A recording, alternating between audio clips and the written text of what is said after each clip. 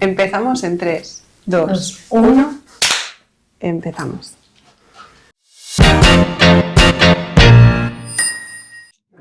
Hola chicos, hoy estoy muy contenta, un poco nerviosa también, las dos cosas, porque tenemos a una persona muy especial, CEO de una fundación, doctor en osteopatía, que ahora nos explicará, y viene en directo desde Suecia.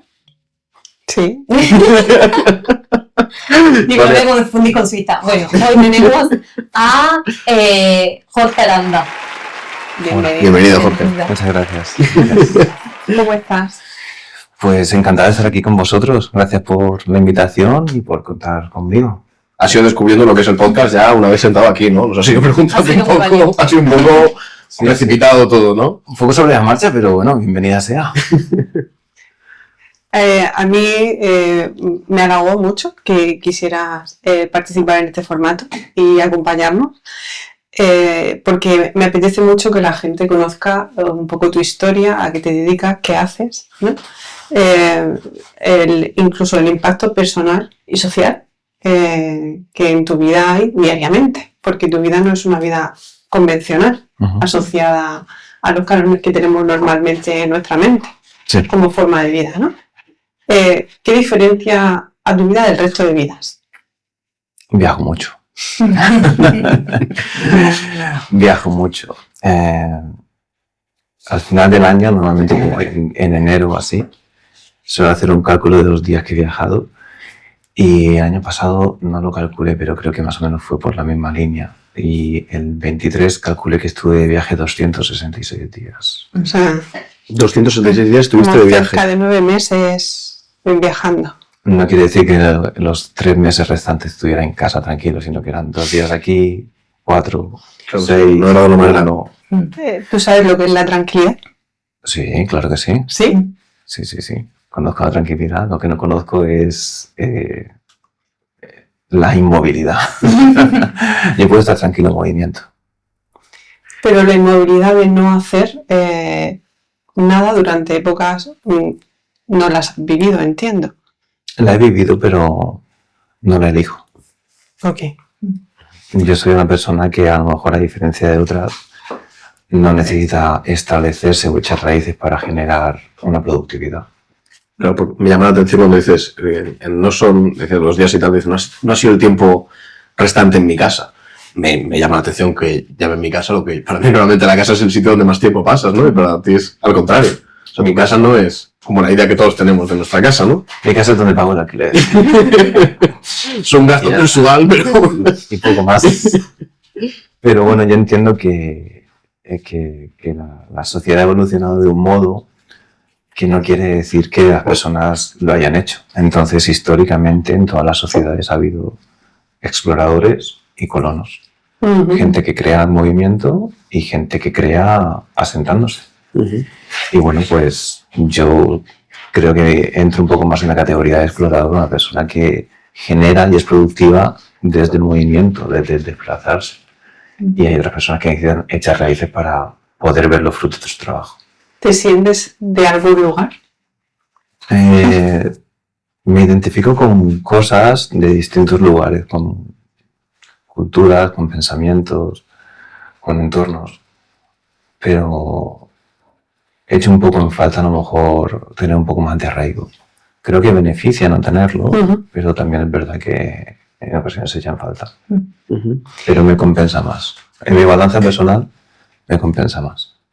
Por la forma de vida que estás eligiendo tener a día de hoy.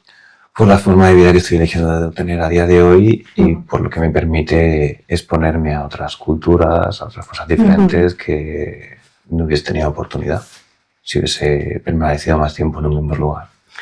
¿Desde cuándo está siendo tu vida 9 meses viajando o 10 meses viajando y 3 meses? 3 meses. Es decir, ¿cuándo empieza un chico de estudiar, de empezar el colegio, instituto? Porque entiendo que eso más o menos ha sido convencional o también ha tenido sus matices.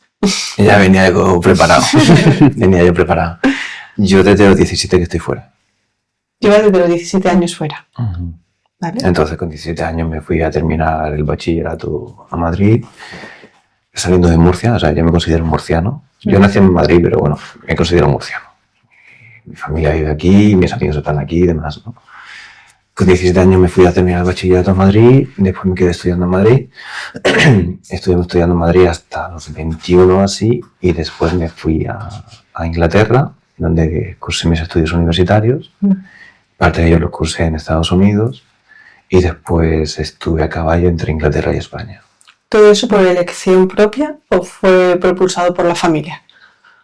Fue por elección propia, apoyado por la familia. Pero la familia no me dijo tienes que irte a hacerlo, sino, bueno, te queremos dar las facilidades y los medios si lo consideras oportuno, y yo lo elegí y así fue. O sea, que tenías una inquietud desde muy joven a explorar.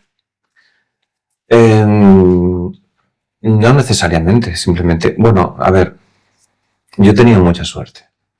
He tenido mucha suerte porque mis padres, desde que éramos pequeños, nos llevaban de viaje con ellos y entendieran que llevarnos de viaje era parte de la educación que querían darles a sus hijos. Entonces, yo desde pequeño, no me recuerdo cuándo fue el primer viaje, pues he tenido la suerte y el privilegio de poder viajar. Y eso, perdón, de algún modo te va forjando la personalidad, ¿no? Y te hace darte cuenta de cosas. Yo me acuerdo una vez que siempre yo, un niño, estaba en Egipto y estaba paseando con mi padre, tal, el típico viaje organizado, ¿no? Y en una de estas, pues estaba mi padre y yo, pues, paseando por allí, y vino el típico corrillo de niños a pedirnos dinero. Y a mí me marcó mucho que niños más pequeños que yo me pedían dinero a mí, digo. Como un niño necesita dinero y como un niño me ve a mí como un referente de que yo puedo darle dinero. ¿Qué edad tendrías? Yo qué sé, 8 años o así. Entonces, aunque no vivía fuera, estaba expuesto a otras culturas y me ha sacado no de mi zona de confort, sino de decir, oye, las cosas pueden ser de otro modo. A mí en Murcia nunca se me habría acercado un niño de 6 años a pedirme dinero, teniendo yo 8, o sea, imposible. Pero qué sensibilidad la de tus 8 años, que también pudo percibir a ese niño de 6 años y llegar a esa conclusión. Sí, eso es cierto. Claro, es decir, no todos los niños de 8 años que viven una situación como la que estás compartiendo pueden tener esa conclusión a la que tú llegaste. No me la había planteado así, pero sí. Totalmente. Porque además tu para qué ha cambiado mucho, ¿no? Porque decías que has viajado mucho siempre, pero el para qué viajas ahora tanto ha cambiado con los años, ¿no? Sí, claro. A lo que me estaba refiriendo eran viajes completamente turísticos. Sí, claro, pero que también con 17 dices que te vas fuera a Inglaterra a terminar el bachillerato, a Madrid a terminar el bachillerato, luego en Inglaterra, además, como una cuestión académica de formación, ¿no? Y ahora, ¿para qué viajas tanto? ¿Qué es lo que haces cuando estás? Pues ahora lo que hago es dar apoyos a aquellos a los que no tienen. Nosotros desde la Fundación damos asistencia sanitaria gratuita a niños y personas con discapacidad que no tienen acceso a la salud por distintos motivos, porque viven en zonas rurales y remotas o porque no tienen los recursos económicos para permitírselo o porque están excluidos socioculturalmente de su comunidad o su sociedad. ¿Y de dónde nace esa inquietud? Te cuento todo. Sí, claro. Vamos a ver qué tal. ¿Quién eres? Bueno, yo soy osteópata. Solamente tengo formación en osteopatía, no soy fisioterapeuta, no soy médico, no soy enfermero, yo solamente soy osteópata y por eso me fui. ¿Te puedo preguntar la diferencia? Pues eso daba un podcast, ¿eh? Así para la gente de a pie. Eso daba un podcast. La diferencia entre la medicina alopática, que es la medicina convencional, dentro de la que se encaja la fisioterapia, lo que va buscando es intentar entender la enfermedad, la patología y paliar principalmente el síntoma. De hecho, está establecido que el 70% de las condiciones médicas alopáticas son idiopáticas. Idiopática quiere decir que de origen desconocido, es decir, tienes esto, tienes este cúmulo de síntomas. No tengo ni idea de por qué, pero te voy a paliar la sintomatología. Entonces, aplicado ese concepto a la fisioterapia lo que hace es, con un modelo alopático, es decir, te duele el hombro porque tienes una estructura que está dañada y ese daño te provoca una sintomatología a modo de inflamación o dolor. Pues yo con una intervención manual o con una intervención de aparatología te voy a reducir esa inflamación y ese dolor de ese tejido del hombro. Hasta ahí todo bien. Desde la osteopatía intentamos dar un enfoque más holístico, siempre se utiliza esa palabra, a mi gusto se la usa un poco, pero bueno, intentamos comprender por qué ese tejido ha llegado a inflamarse y a generar dolor. Vale, sabemos que está ahí en el hombro, pero ¿por qué? ¿Por qué en ese hombro y no en el otro? ¿Por qué en el hombro y no en el codo? ¿Por qué en el hombro y no en el cuello? Y entender si realmente las alteraciones mecánicas que están generando esa sintomatología de inflamación y dolor son propias del hombro o son una cadena de acontecimientos que te vienen por compensaciones y adaptaciones biomecánicas de otra parte del cuerpo. Por ejemplo, yo tengo más la mordida, entonces utilizo más la musculatura de la articulación temporomandibular de un lado, eso me genera una tensión suboccipital y eso me carga la musculatura escapular y al final termino con una contractura crónica o con una predisposición a que ese hombro pues sufra más. Vale, pues entonces desde la osteopatía a lo mejor no te tocamos el hombro. Una vez diagnosticado que el hombro está en disfunción, intentamos interpretar los acontecimientos mecánicos que ha llevado a eso y lo que hacemos es tratarte la mandíbula. Si tenemos los medios y si no, pues derivar a un profesional, en este caso un odontólogo por ejemplo o un cirujano maxilofacial para que te arregle la mandíbula y que la mandíbula, una vez que esté corregida, vaya restaurando los cambios biomecánicos para que ese hombro ya no esté en predisposición o para que ya no se lesione tanto y demás.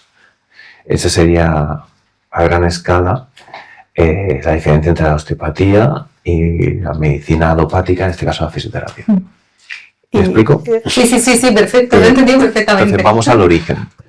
Y la osteopatía pues también entiende por su creador, que fue un médico norteamericano del siglo pasado, en torno de la Guerra Civil Americana, entendía que la salud del individuo está en un equilibrio entre cuerpo, mente y espíritu.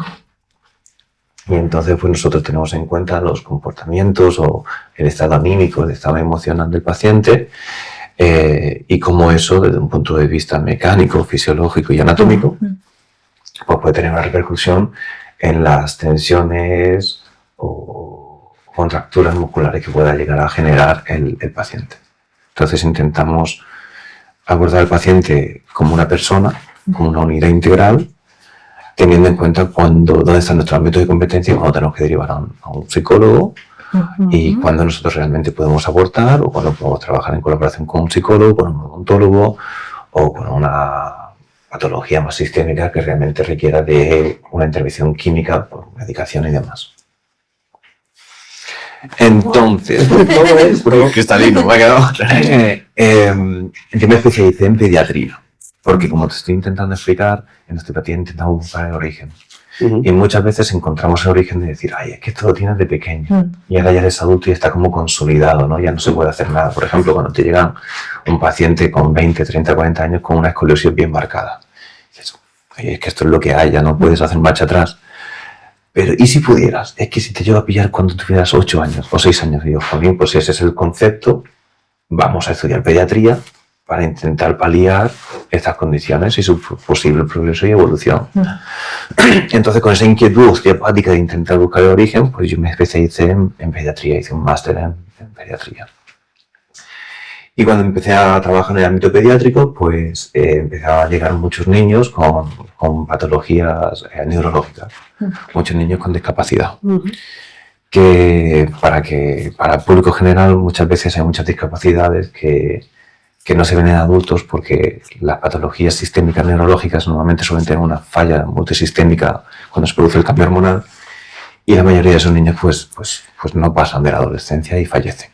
Entonces por eso hay patologías que son características del ámbito pediátrico porque no ves esa discapacidad en un adulto. ¿Sí? ¿Vale? Entonces pues empezando a familiarizarme mucho más con la discapacidad pediátrica, pues me fui metiendo y al final pues casi que me dediqué exclusivamente a la discapacidad. ¿A nivel privado empezaste en la clínica? Sí, yo trabajaba en un centro exclusivo para niños con discapacidad en Barcelona, donde estuve viviendo casi 10 años, una década.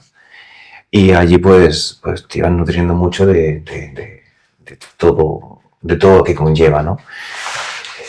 Y fue muy interesante, fue muy frustrante, fue muy duro.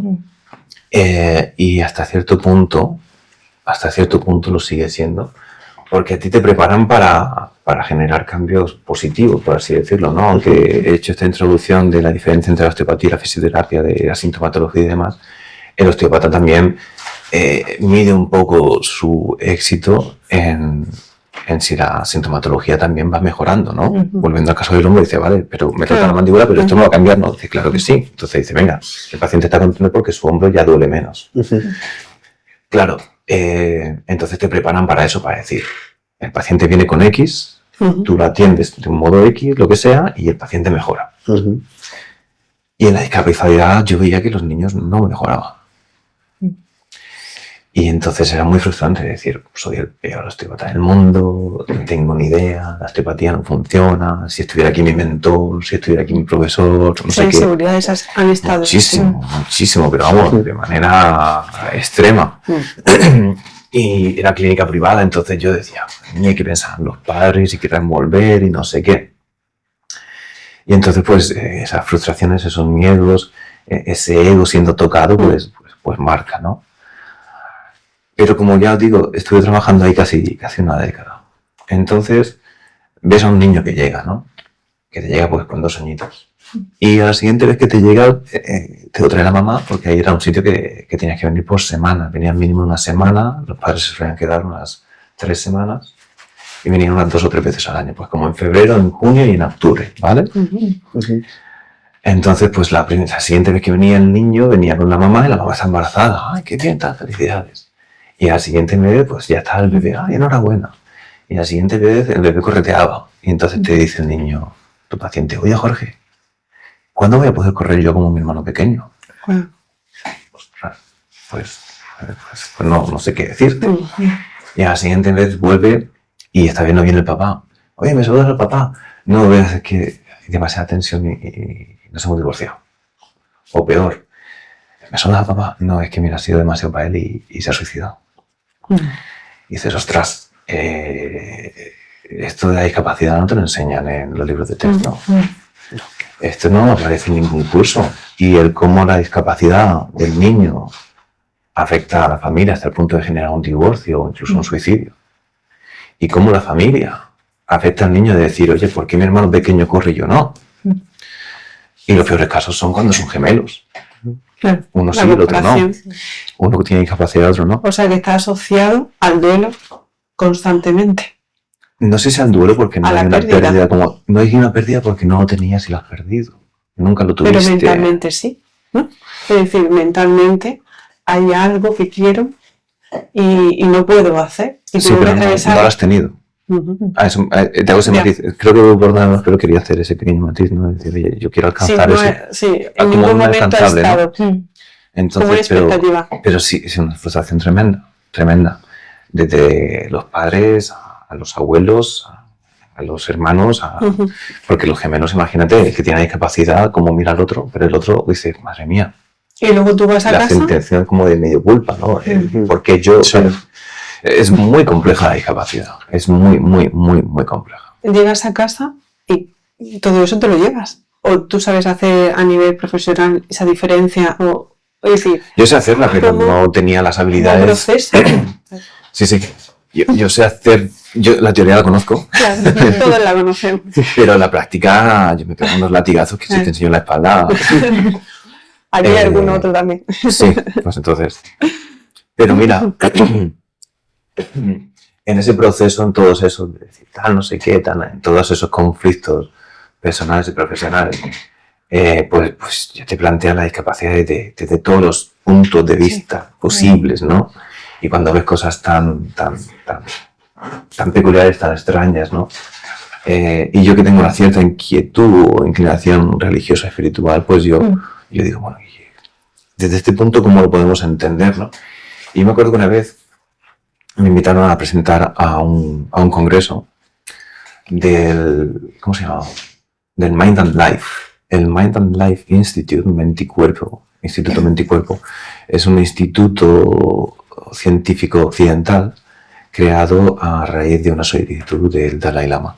El Dalai Lama agarró una serie de científicos occidentales y dijo: quiero que le deis ciencia occidental a toda nuestra filosofía y a nuestra astronomía, astrología y concepción de la salud. Bueno, yo fui a ese congreso a exponer, era un congreso muy interesante porque era en una isla, en un lago, en Alemania. Wow. Estaba súper chulo. Y bueno, había ahí muchos neurocientíficos y demás, y había un lama, que es una especie de sacerdote budista, que era caucásico, era blanco, y era de Estados Unidos, y él era médico.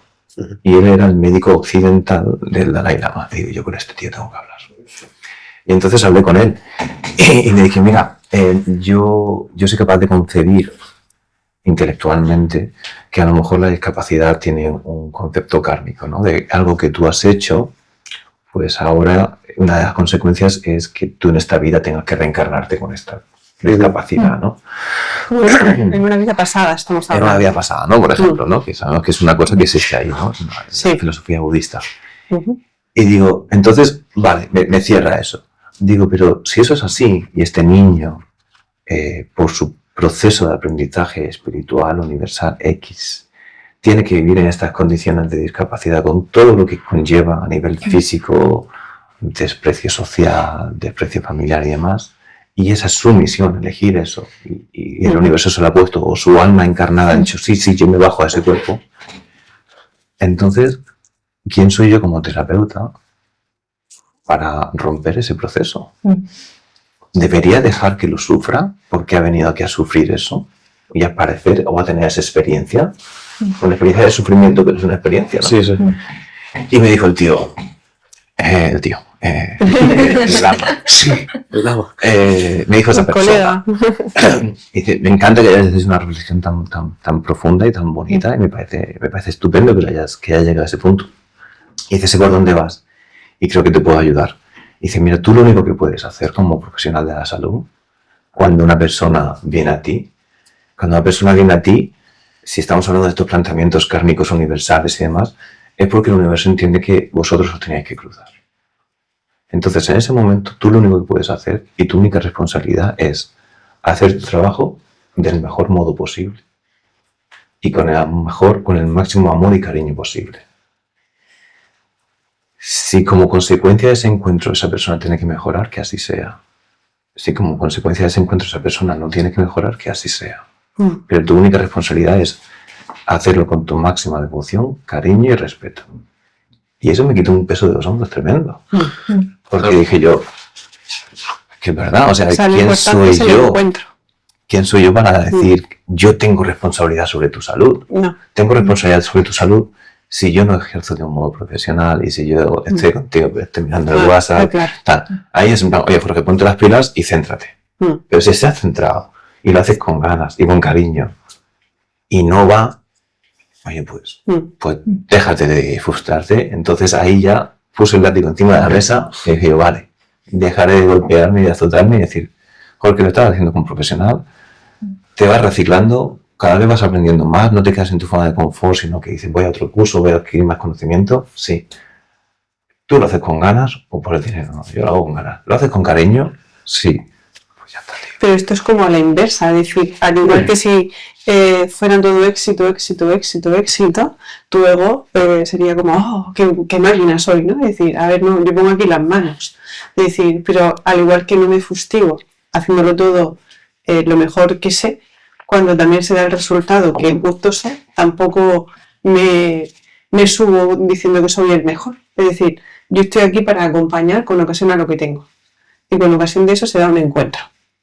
Y ahí se da lo que se tiene que dar. Yo creo que mi ego ahí no subiría, porque mi ego no residiría en el éxito profesional, sino que mi ego simplemente estaría alimentado porque soy coherente. Para ti es importante lo del tema de la coherencia. Entonces sería: ¿por qué estoy bajo esta premisa que estamos hablando? ¿Tú has ejercido del mejor modo posible a nivel profesional? Sí. ¿Lo has hecho con cariño, con amor y con compasión? Sí. ¿Tú has elegido ayudar a la gente? Sí. Entonces, ¿estoy siendo coherente en eso? Vale. Si como resultado de mi coherencia hay una persona que se beneficia, que así sea. Si como resultado de mi coherencia hay una persona que no se beneficia, que así sea. Entonces, no me alimentaría mi ego porque no buscaría la recompensa social, pero sí que tendría una sensación de satisfacción interna. de decir, Ujú. coño, perdón, lo que digo y lo que Murciano, pienso murciano, que se note. lo hago. En inglés hay una expresión que es walk the talk. O sea, camina tu parrafada, ¿no? Por así decirlo, ¿no? En plan, demuéstralo. Sí. Y entonces me sentiría satisfecho. Decir, oye, mira, soy coherente conmigo mismo, con lo que elijo y con los recursos que tengo, los aplico.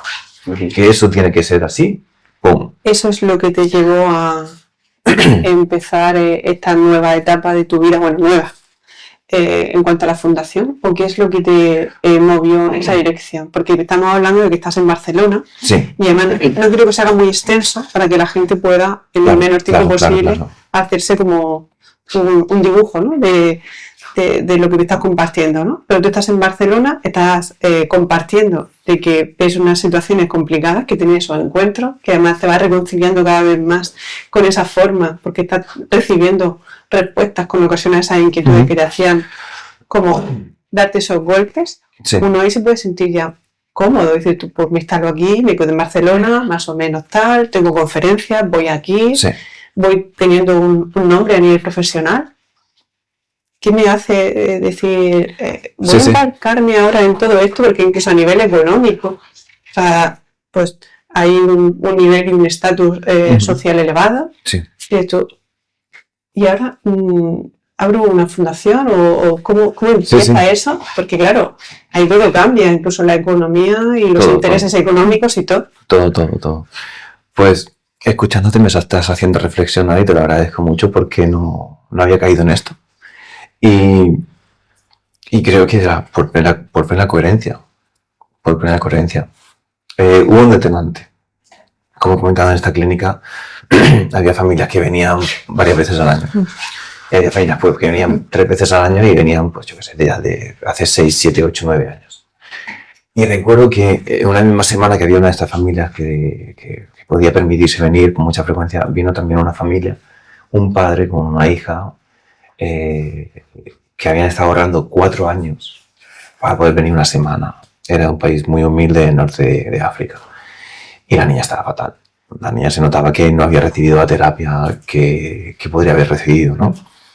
Y entonces yo le dije al jefe, oye, esta niña necesita más terapia. Y dice, ya, pero no se la puede pagar. Digo, bueno, pues, oye, escúchame, yo no cobro. Esta semana ya está. Cuando trabajé con ella, dice, no, tú trabajas, tú cobras. Digo, bueno, pues mira, ¿qué te parece si vengo 1 hora antes o me quedo 1 hora más tarde y hago horas extra porque joder, esta niña lo necesita? Y dice, no te voy a dejar hacer eso. Digo, ¿por qué? Y dice, porque el resto del equipo no está dispuesto a hacer eso y si tú lo haces vas a hacer quedar mal a todos.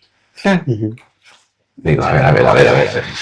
Vamos a ver, aquí hay alguien que puede beneficiarse de mi intervención y aquí hay una tercera persona que está impidiendo que eso suceda. Y ahí eso me hizo ruido. Y entonces me estás ayudando a reflexionar porque creo que en ese momento hice un acto de coherencia interna. Es decir, para mí esto no es coherente. Tu historia está marcada con ocasión a la búsqueda de la coherencia. No me había planteado así, pero realmente lo que me hizo fue dar ruido y entonces ese ruido me generó un malestar porque no estaba siendo coherente, ¿no? Hasta cierto punto no lo sé. Estoy reflexionando ahora sobre la marcha, entonces no lo tengo... Igual digo algo un poco pero bueno. Sí, adelante. Entonces pues con eso simplemente me generó incomodidad. Decir, qué feo esto, ¿no? Encima del tío no sé qué. Y bueno, y con todo eso me fui de viaje a un país, a Indonesia, y allí en Indonesia pues vi una cultura muy diferente a la que yo estaba familiarizado y tenía curiosidad. Digo, ¿y aquí cómo vive la discapacidad? Y entonces empecé a buscar gente con discapacidad, me costó bastante y lo que encontré es que ellos pues por su sistema de creencias una vez más kármicos y demás entendían que esos niños pues tenían sus conflictos con los dioses y en consecuencia pues ellos no hacían nada al respecto y dice, ya te las entiendas tú con Dios y es tu karma.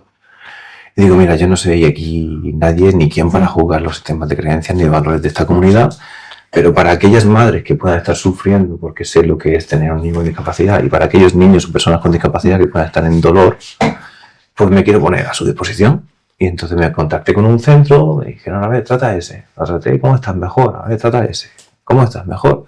¿Te quieres venir mañana a las 9? Digo, pues bueno, pues me vengo mañana a las 9. Me gusta como prueba de trata ese, ¿cómo está mejor?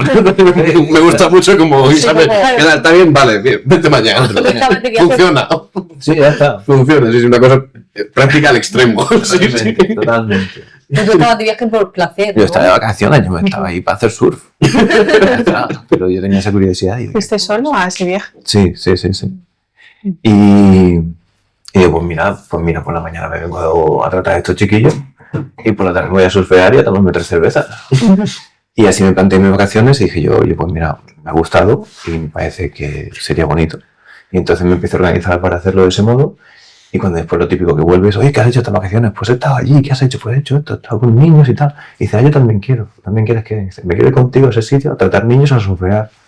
Pues venga, vamos, ¿no? Total, que si vino 1, 2, 3, 4, 5, dije yo, oye, que me quiero ni coloco, que hay gente que quiere hacer esto también. Y entonces, pues entre unos amigos, pues decidimos organizarlo un poco mejor, hacerlo un poco más oficial. Y ahí surgió todo. Entonces, esto fue en 2016, en Indonesia. Y desde entonces pues hemos tenido la suerte de ir teniendo un poquito de reputación y demás. Hemos ido creciendo, sobre todo por redes sociales y demás, pues nos ha dado cierta visibilidad. Y yo nunca había sido voluntario en mi vida. Entonces no tenía ni idea de lo que estaba haciendo como voluntario ni lo que estaba haciendo a nivel de gestión o organización. Y empezaron a llegar solicitudes de otros países, de otras comunidades. Nos llegaba una madre, nos mandaba una foto por redes sociales. ¿Podéis ayudar a mi hija? Digo, pues yo qué sé, ¿y dónde vive usted? Y entonces, pues, entre una cosa y otra, pues, lo hago rápido, pues empezamos a expandirnos y ahora mismo estamos dando asistencia en una parte del desierto de Argentina, que están a 45 grados a la sombra, no tienen ni agua ni electricidad y ahí no tienen agua, o sea, literalmente no tienen agua. Y encima es un parque natural, entonces no pueden ni excavar, ni cortar leña, ni nada, máxima pobreza. Y trabajamos con población indígena. Estamos en la selva de Costa Rica, donde el traslado al centro donde puede hacer terapia a los niños tarda unas 24 horas y tienen derecho a 30 minutos al mes. Y el traslado de 24 horas, más 24 horas son 48 horas y puede suponer hasta la mitad del salario mensual de esa familia. Entonces dijimos, bueno, tranquilos, ya venimos nosotros, entonces vamos a la selva, es decir, no, que caminar hasta 3 horas selva adentro para llegar a la casa de un niño con discapacidad. Estamos en Indonesia, donde pues está todo este conflicto kármico y demás, y hay situaciones muy extremas en las que el niño está literalmente tirado en el suelo en su caca y le saltan las ratas por encima. Y bueno, después estuvimos en Rumanía, desarrollamos un programa durante 2 años en colaboración con la Seguridad Social de allí, para dar también formación a sus terapeutas locales, porque bueno, ahora hablo un poquito de eso. Y después una cosa nos lleva a la otra. Cuando estamos en Costa Rica, estamos en colaboración o en contacto con la Asociación Costarricense de Surf Adaptado. Como he dicho antes, a mí me gusta el surf, entonces ya tenía un pequeño plus, un interés, y son surfistas con discapacidad que lo que hacen es llamar a las comunidades de distintas zonas costeras, y dicen que vamos para allá el fin de semana, no sé qué. Entonces hacen un llamamiento a todas las personas con discapacidad de la zona para que ese sábado pues vengan a conocer cómo se puede llevar a surfear si te falta una pierna, un brazo o lo que sea. Empezamos a hacer eso con ellos, nos encantó y nos dijeron, pues vamos a un torneo tal. ¿Qué torneo? Pues al Mundial en California. ¿Necesitáis ayuda? ¿Podríais? Claro, tal. Entonces nos fuimos con ellos al Mundial ayudando a Costa Rica y ahí vimos que pues prácticamente que todas las nacionalidades se podrían beneficiar de nuestra aportación. Y eso también traía un poquito más de equilibrio, ¿no?, a la competición, ¿no? Que aquellos que no tuvieran osteopatía no estuvieran en mejores condiciones que otros que la tuvieran. Sí. Se lo planteamos a las instituciones, le dijeron, pues muchas gracias, sí, nos encantaría contar con nosotros. Y entonces estamos desde el 2020-2021 con el Tour Mundial de Surfistas Profesionales y los acompañamos a Australia, a Hawái, a Costa Rica y a California. Y todo esto sin buscarlo. Es decir, va llegando una cosa, la otra, llega otra cosa. Es decir, no está en tu mente que tú vas a Indonesia a ese viaje y de repente dices, wow, he tenido una visión. Voy a hacer una fundación y quiero estar en todos los países del mundo y ser el mejor osteópata y que me den premios. No. Va llegando, pero sí que te vas alimentando de lo que ves. Dices, ostras, que no solamente sucede en Indonesia. Bueno, es que a lo mejor Indonesia es un caso particular, no, es que tiene lo del karma, ¿no? Entonces por eso. Claro. Cuando te vas a la selva, no es que aquí el espíritu de la selva se come el alma del niño y dices, entonces no solamente pasa en la selva y en Indonesia. Sí. No, es que te vas a Rumanía, no es que como hemos sido comunistas, dice, oye, qué casualidad que cada comunidad tiene su excusa sociocultural religiosa para no afrontar esta necesidad humana. Entonces te vas alimentando de eso y dices, aquí hay que hacer algo. ¿Y la intervención que hacéis es puramente corporal o hacéis formaciones para trabajar el tema de las creencias en esas culturas, que al final es romper toda una cultura? Es decir, yo voy a ese país, acompaño desde la osteopatía, pero claro, esas creencias siguen estando. Entonces hay una barrera complicada. Yo creo que el término romper no sería el más ideal, porque romper sería si literalmente no respetas su cultura e intentas imponer una nueva, ¿no? Yo creo que se trata más de compartir, crecer y educar. Y sin duda alguna, nosotros una de las principales cosas que hacemos es respetar al máximo la cultura o la comunidad con la que estamos interactuando. Volviendo a la primera parte de tu comentario, tu pregunta, ¿qué es lo que hacemos? Nosotros damos terapia directamente a los niños, damos formación a los voluntarios internacionales que de distintas áreas de la salud nos acompañan, porque entendemos que la discapacidad es un enfoque multidisciplinar. No solamente necesita osteopatía, sino necesita prácticamente de todo. Pero sí que es cierto que intentamos nutrirnos más de osteópatas y fisioterapeutas, porque allá donde estés puedes trabajar. Claro. Porque solo necesitas tus manos, no necesitas aparatología, que tengas que pasar por aduanas y no hace falta una inversión económica. Y después, por nuestra experiencia, hemos visto que es obvio, pero bueno, hemos ido aprendiendo. Como he dicho antes, yo nunca he sido voluntario ni sabía cómo iba esto, que una intervención 2 veces al año, hacer 2 misiones al año en cada lugar no es suficiente. Esos niños pues necesitan terapia semanalmente. Entonces hemos dicho, bueno, ¿cómo podemos satisfacer esa necesidad? Entonces hemos empezado a dar formación a los terapeutas locales, identificar actores locales que tengan un especial interés en hacer algo al respecto, y en base a su nivel de conocimiento de implicación, pues les íbamos dando una formación que íbamos adaptando, ¿no? Nosotros a una madre indígena analfabeta que no sabe ni leer ni escribir de La Selva de Costa Rica, pues les explicamos las cosas de un modo, y a un fisioterapeuta con 30 años de experiencia en Rumanía, pues les explicamos las cosas de otro modo, ¿no? Allá donde estemos, pues nos abordamos. Con respecto a la otra parte de tu comentario, una de las cosas que a mí me enorgullece de lo que hacemos es que también ligado desde el respeto, desde la coherencia y desde el aprendizaje. Que una de las principales trabas o referencias, más que trabas, referencias, en estas comunidades suelen ser los líderes espirituales o religiosos. Entonces, por ejemplo, en Indonesia, ¿qué es lo que hacemos? Nosotros hemos identificado una serie de sacerdotes que se especializan ahí se llaman Manku, se denominan Manku, hay 11 tipos de Manku, y ahí en Manku se especializa en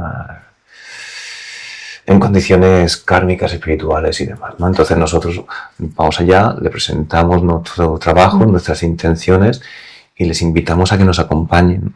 Entonces hemos llegado a una simbiosis en la que el Manku viene, él hace sus ceremonias para que después nuestra intervención occidental, alopática, tal, no sé qué, pueda funcionar. Digo, vale, pues si esa es tu creencia, estupendo. En Costa Rica también trabajamos con los Awa.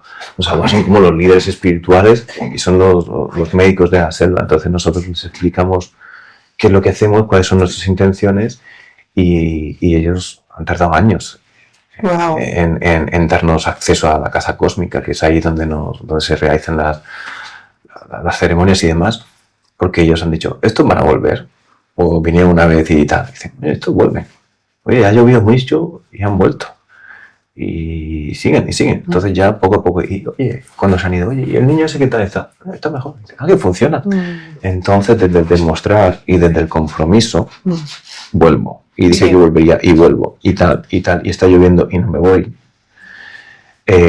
pues nos han abierto las puertas de su casa literalmente, entonces empezamos a interactuar y entonces ellos nos dicen, pues a este niño hay que darle esta fórmula, y hay que darle esta planta, y hay que hacer esta intervención tal, y hay que hacerle esta ceremonia. Entonces nosotros vamos nutriéndonos, conociendo más su creencia, su cultura, y compartiendo, O sea, hay una integración. sumando y diciéndole, oye, mira, fíjate que cuando sale un niño gemelo, no es que la madre haya tenido relaciones sexuales con otra persona No, durante la gestación.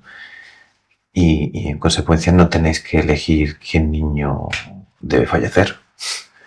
Que fíjate Es que es hay, tremendo, ¿eh? hay fecundaciones que a veces salen un óvulo, que a veces tal, no sé qué, pero obviamente no te puedes poner a hablar de biología ni de ciencia reproductoria con una persona que no sabe ni leer ni escribir, pero lo tienes que transmitir. ¿Encontráis mucha entonces- resistencia cuando intentáis explicar Es una muy buena Alectivo. pregunta. La resistencia que encontramos la hemos encontrado, por lo menos yo la identifico en aquellas personas que es un poco en plan, uy, este me va a descubrir el pastel, uy, que este me va a revolver el avispero, uy, que este me va a hacer que me sonroje, porque no he hecho lo suficiente. Yo estaba aquí muy tranquilo de, no, es que es karma, no, es que es karma. Y de repente me llega este y me dice, sí, pero con calma este niño puede mejorar y tú no estás haciendo algo para que mejore. Y sí, con calma, pero ¿por qué te ha elegido a ti a ser su madre? A lo mejor tienes tú una oportunidad de frenar este karma. Y esta rueda kármica, ¿qué vas a hacer al respecto? Dice, coño, que estás Habla hablando en su su idioma. idioma. Y entonces ahí entra un poquito de resistencias. Pero una vez más, cuando ves que estamos comprometidos y que volvemos, dicen, ostras, pues ahora me toca a mí. Entonces tú me has dicho, entonces tu intervención es manual, es física, y con la experiencia y con los años te das cuenta de que no, que esa es una herramienta, pero no es tu intervención. Y para mí, ahora cada vez que te metes más en fundación y en ONGs y empiezas a hablar ese lenguaje, te hablan de marcadores de impacto y cómo estás marcando tu impacto y no sé qué, y tus métricas y tal. Y dices, mira, yo me estoy familiarizando con todo eso. De hecho, tengo una formación universitaria en dirección de fundaciones y todo eso. En plan, tengo que.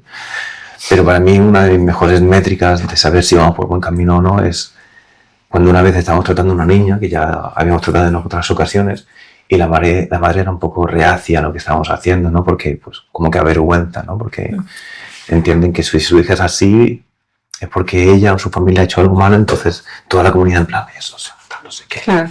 Los chismorreos, y eso es así.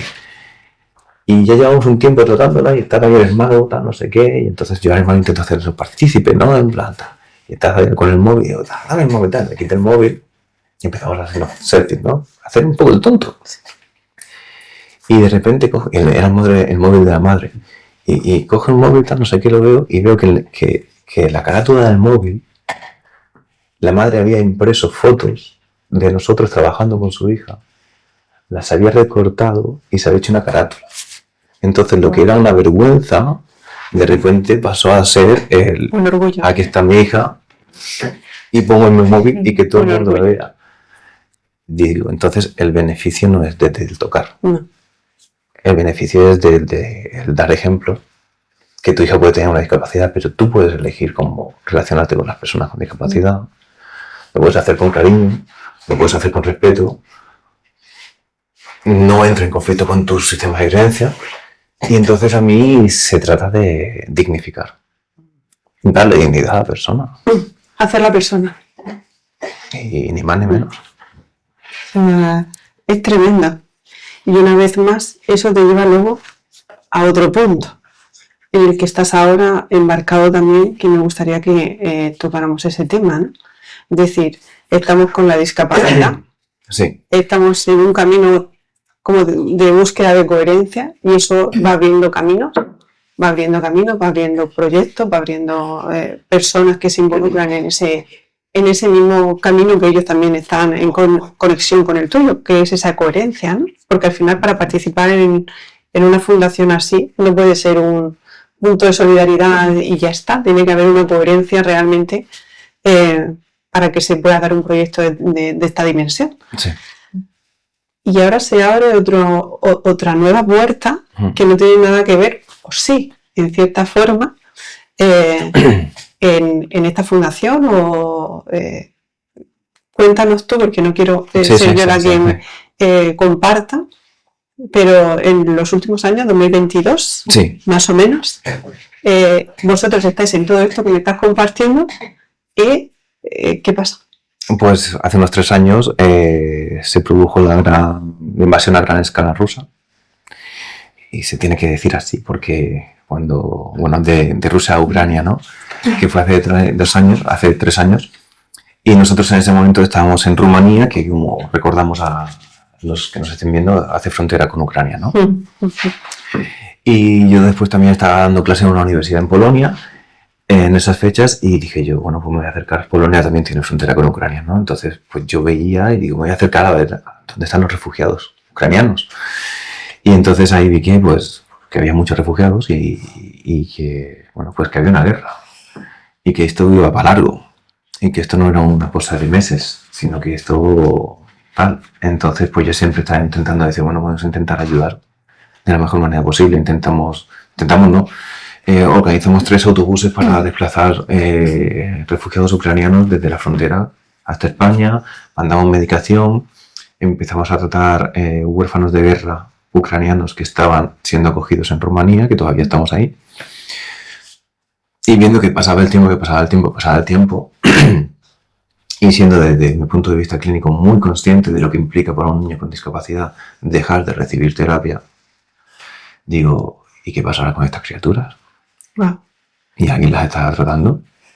¿Y dónde? ¿Y cómo? Y entonces pues empecé a hacer un par de contactos con ONGs que sabía que estaban actuando sobre el terreno. Digo, ¿cómo está el tema? Y dice, pues hay zonas del país que más o menos puedes ir. Y digo, bueno, pues voy para allá. Y me fui para allá, me fui a Ucrania y empecé a buscar dónde podía encontrar niños con discapacidad y para conocer su situación. Encontré un centro y me dijeron, mira, todo este centro era un centro para discapacidad de niños, ahora estamos muchísimo más limitados y estamos haciendo lo que podemos porque todo el personal sanitario ha sido desplazado para cubrir las necesidades del conflicto armado, ¿no? de la guerra. Y digo, pues mira, yo soy osteópata, yo me dedico a esto. ¿Y dónde estudiaste? Pues estudié aquí y también está en Estados Unidos. Y dice, ¿tú no conocerás a la doctora Freeman? Y yo, sí, tal, de hecho me formé con ella, tal, en tal sitio. Y dice, es que yo trabajaba con ella. Le digo, no me digas, no sé qué. Digo, ya está, no puede ser una coincidencia. Aquí está el espíritu de la doctora Freeman que me ha dicho, vete para allá. Y nos ha puesto conjunto. Entonces, ese doctor, pues nada, me dijo, pues tienes todo mi respeto y muchas gracias por venir aquí. Y un poco, pues, como lo de Bali, ¿no? A ver, trata a ese niño. Te ponen a prueba. Vale, no, ¿qué tal? Digo, ya sé cómo va esto. Digo, llevo 9 años haciendo. Conozco este. Entonces, antes de que me dijera, digo, si quieres te trato a un niño. Visto.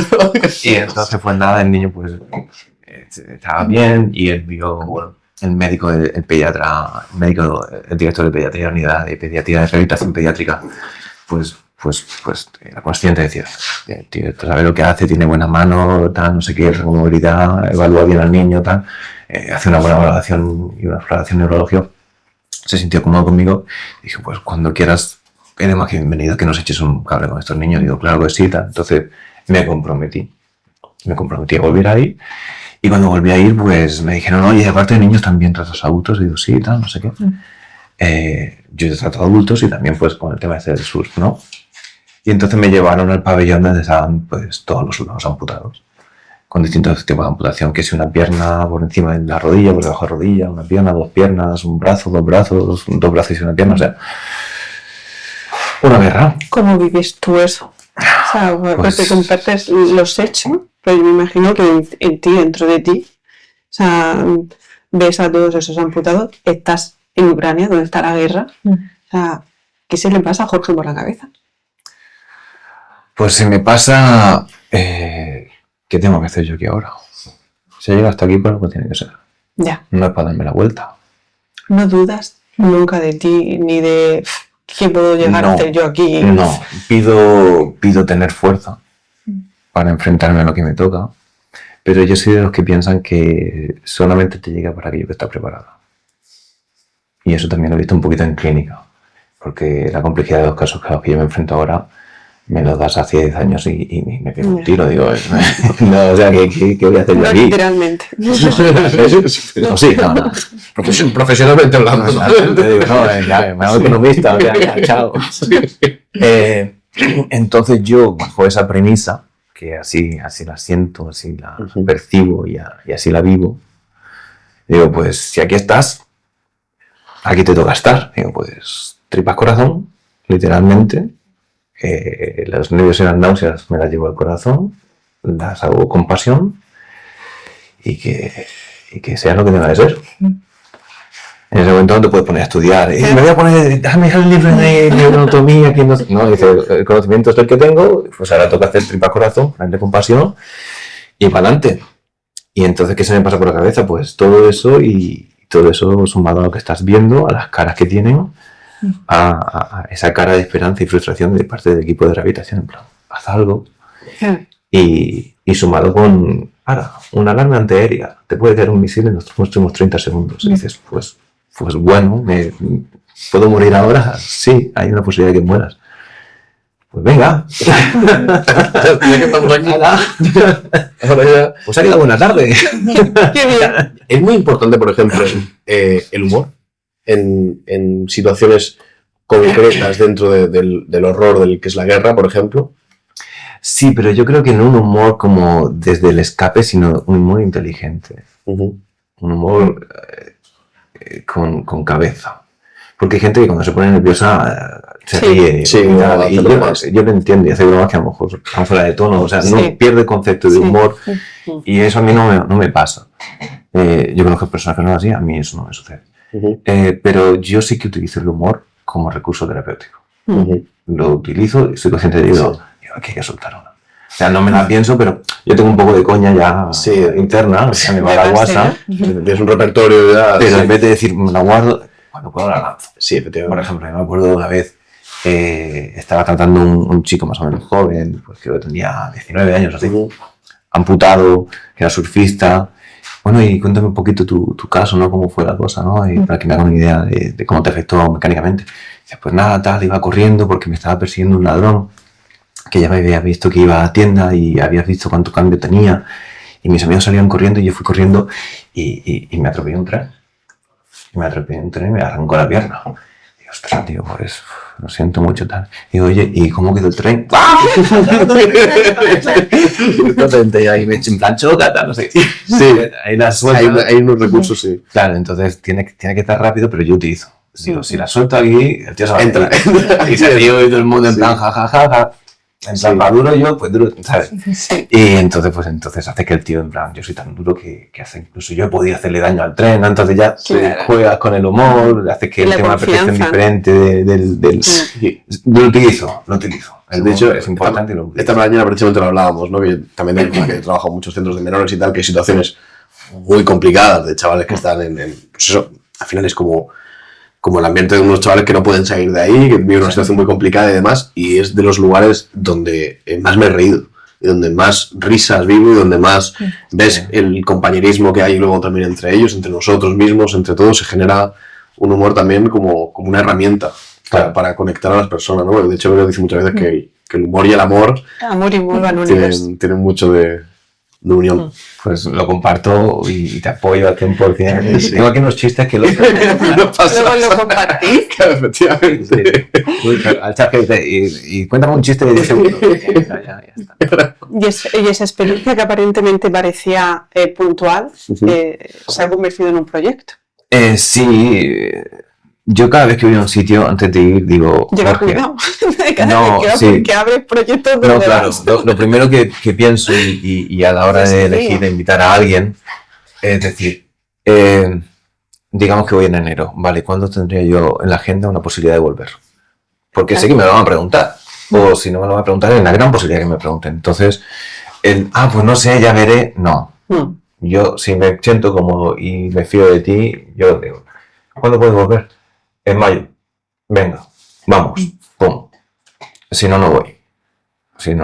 Aquí he venido porque sabía que era un podcast. Eso te has pensado. Podcast son uno, ¿no?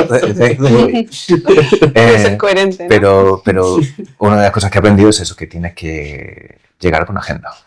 con agenda, decir, y puedo volver en tal, y que tiene que ser en un periodo no superior a 3-4 meses. Sobre todo por todos los compromisos que vas adquiriendo en todos los países. Claro. En todos los Tiempo proyectos. limitado y 266 días de vuelo da para mucho, pero no da para todo. Entonces tienes que, pues bueno, tener organizado, decir, oye, ¿de cuánto tiempo dispongo? ¿Puedo, no puedo? Y antes de eso, pues haber hecho una llamada con tu equipo y decir, oye, chicos, ¿quién se sube a este carro? ¿Tenemos los recursos? ¿Tenemos la gente como para? Sí, venga, ya me cuentas cómo sale todo, venga, pum, entonces venga, vas para allá a punto de lanza, el explorador, y a ver qué se encuentra y en base a eso, claro. ¿Y cuál es la labor actual que estáis haciendo para acompañar en todo este proceso? Yo a Ucrania voy solo. ¿Vas solo? Yo a Ucrania voy solo porque me lo tomo muy en serio y una de mis prioridades, una vez más desde la experiencia de estos años, casi ya 10 años, haciendo esta labor humanitaria, es que tienes que cuidar de tu equipo. Entonces yo no tengo los recursos para poder cuidar de mi equipo allí.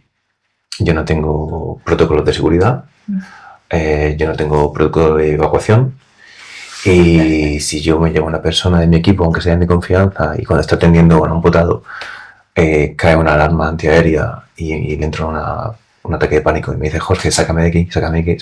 Digo, no puedo sacarte de aquí. Podemos ir al refugio antibombas y agarrarnos de la mano.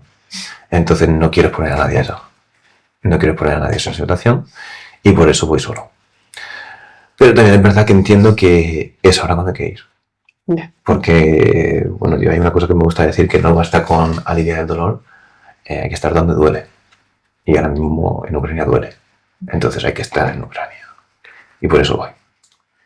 Y sé que el estar ahora, para ello cuenta mucho. Y el que vuelvas, dices, este tío ha vuelto.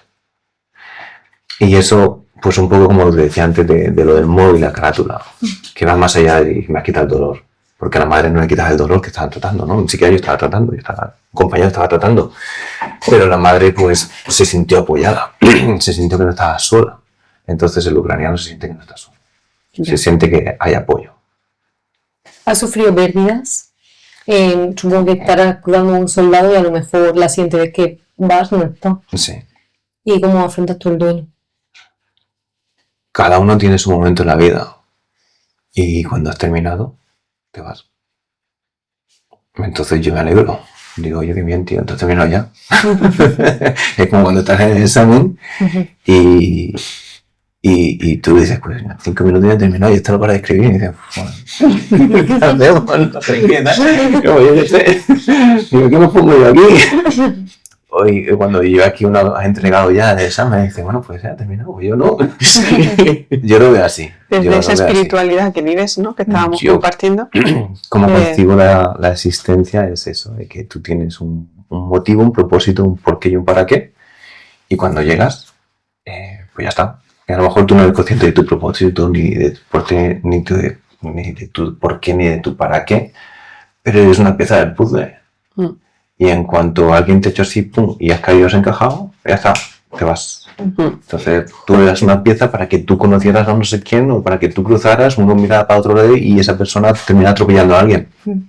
Y por cerrar un poquito, ¿te ves alineado con lo que quieres seguir haciendo hacia adelante? ¿Hay cambios que quieres ir generando en tu presente?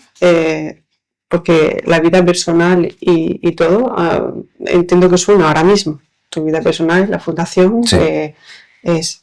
Entonces, ¿crees, vas a ir hacia adelante con todo ampliando? ¿Quieres reducir, quedarte como estás?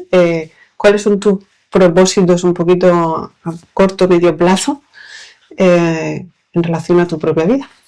No tengo. Como estoy diciendo, yo creo que todos somos una pieza del puzzle y como tal yo me siento una pieza del puzzle.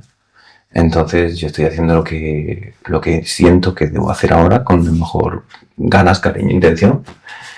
Y bueno, pues confiando ahí ya un poquito de delego, que sirva un poquito de legado, que a lo mejor otros toman las riendas de este proyecto que ya se ha iniciado, que es una realidad, no es un proyecto. Y mi toma de decisiones, pues basarlas en el día a día. Eso no quiere decir que no tenga compromiso.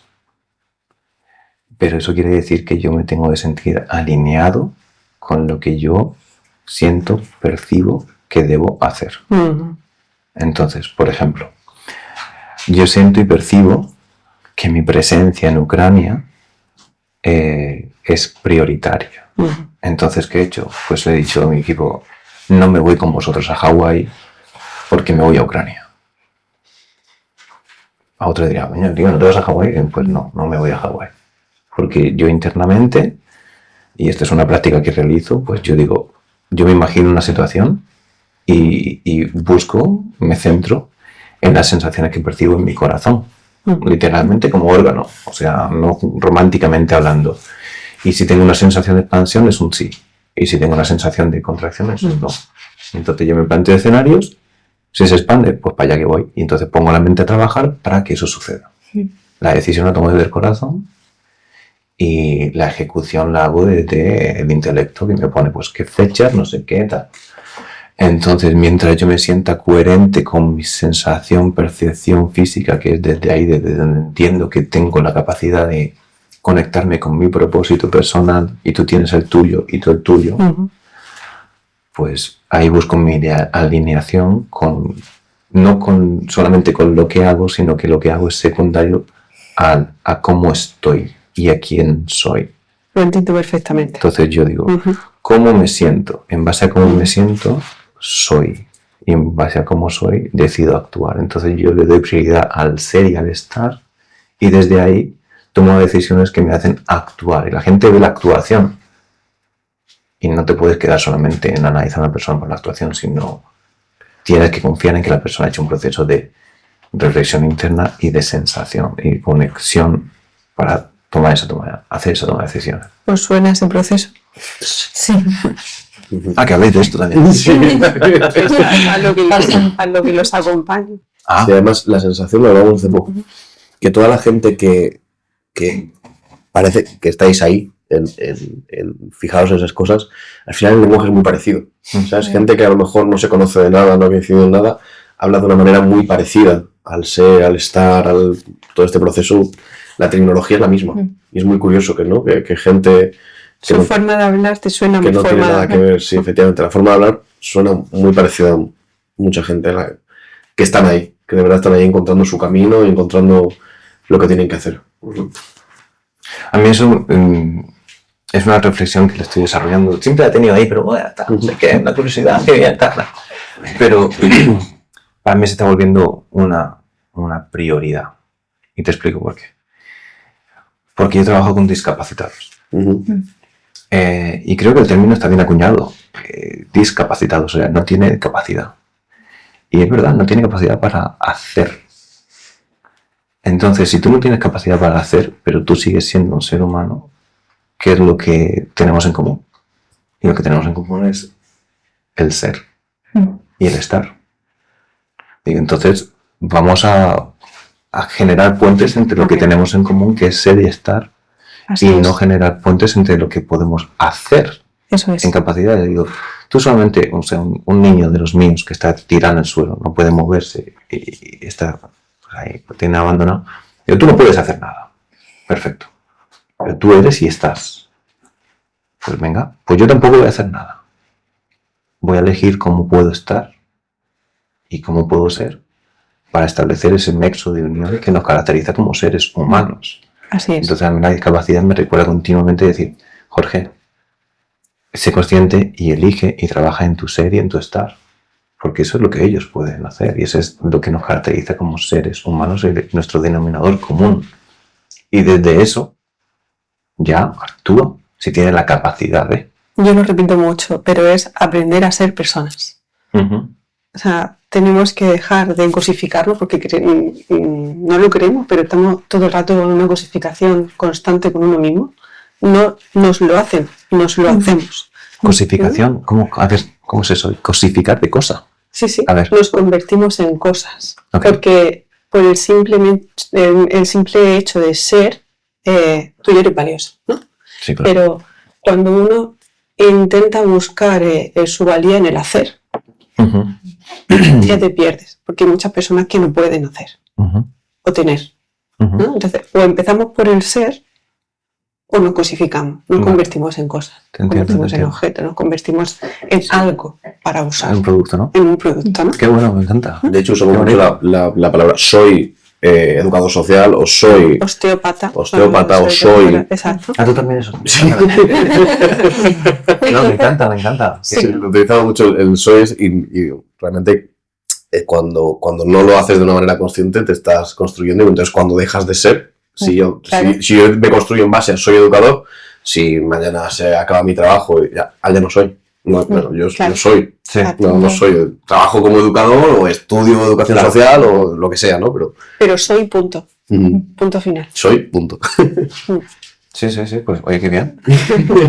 Sí, A ver cómo me la digo, esto se me va a decir el tío raro pero que... No, Somos igual de raros, que vaya.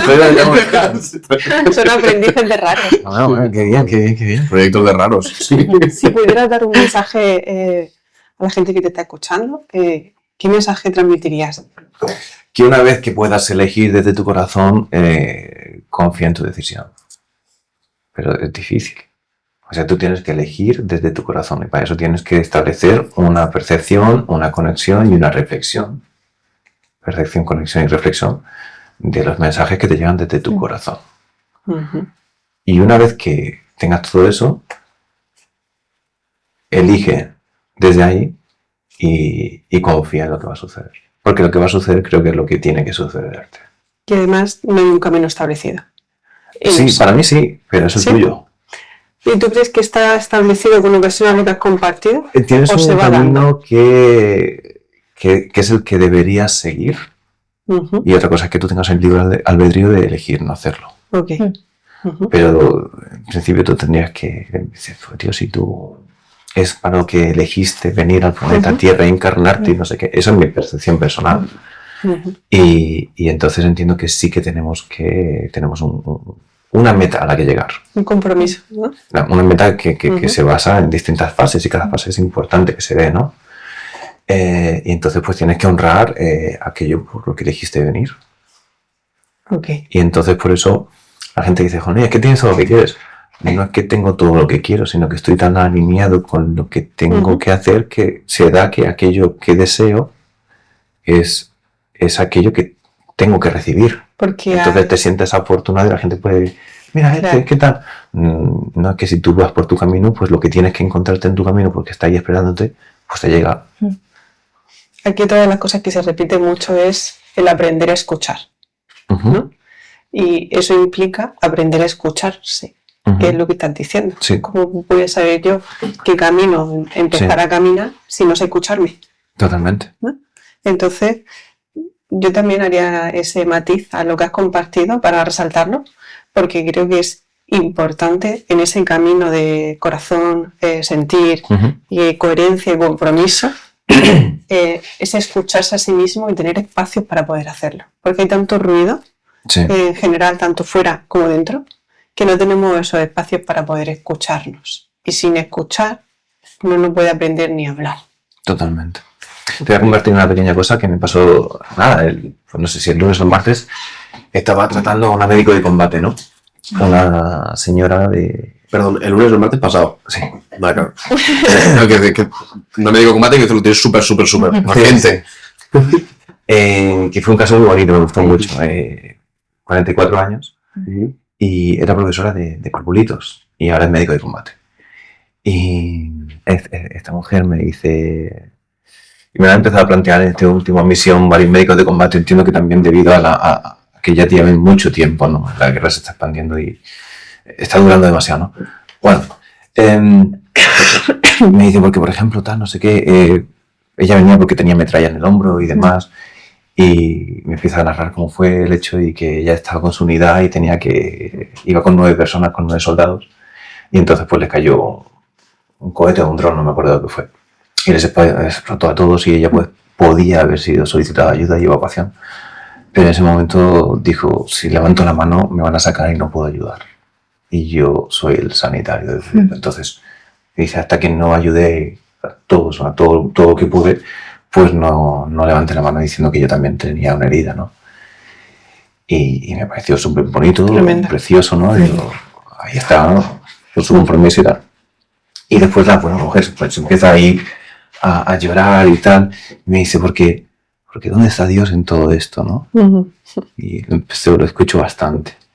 Y digo, pues sin entrar en sistemas de creencias ni tal, no sé qué, digo, mira, yo creo que, yo siempre pregunto, digo, para decir, ¿en qué tierra nos estamos moviendo, no? Y dice, no, yo soy católica, digo, ortodoxa, cristiana, dice, cristiana, digo, venga, va. Digo, tú sabes que Dios nos da libre albedrío, ¿no? Para que elijamos lo que queremos hacer. Dice, sí, eso es cierto, digo, entonces no podemos responsabilizar a Dios del daño que nos hacemos. Y dice, ya, pero es que veo tanto, y digo, ya, pero fíjate que también, como se dice, ¿no? Dice, Dios no elige a los capacitados, sino que capacitados que elige. Y Dios, para mi entender, estaba ahí a través de ti, que elegiste ayudar a otros en vez de acudir en tu propia ayuda. Y entonces ahí se me puso a llorar, y ella pues como buena persona del este, ay, perdón, no sé qué, que estoy llorando, tal, no sé qué. Digo, no, a mí no me tienes que pedir perdón. Y dice, no, pero ¿qué vas a pensar de mí? Tal, no es profesional, que estoy llorando. Digo, vamos a ver.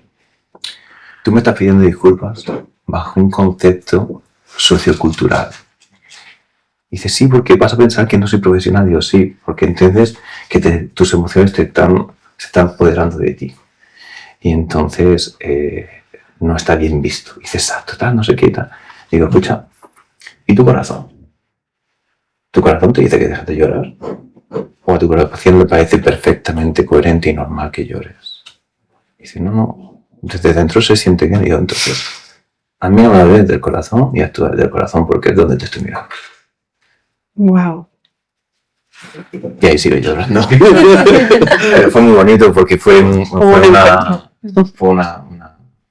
abrirla un poquito la caja de Pandora, pero con contención.